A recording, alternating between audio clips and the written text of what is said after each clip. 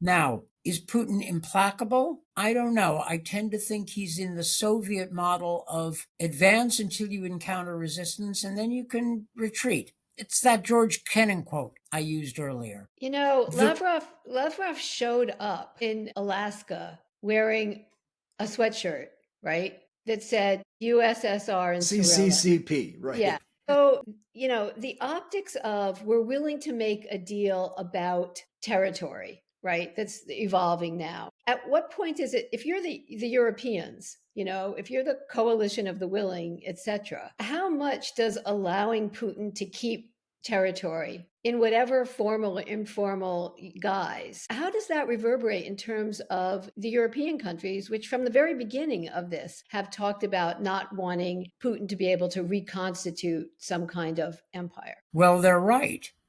Is- Okay? Yeah. They're right. And by the way, if I were in Anchorage advising Trump, I would have advised Trump to tell Putin to knock it off with the USSR stuff and Trump could have said to Putin, your foreign minister thinks it's funny.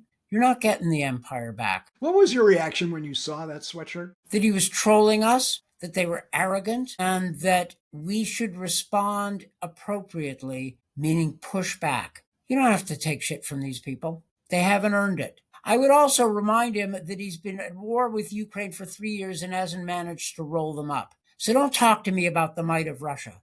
But there's an old rule that the Russians pitch their level of bullshit based on their estimation of their interlocutor's level of ignorance. So, in other words, you better know what you're talking about and be quick on your feet. Don't take that crap from them.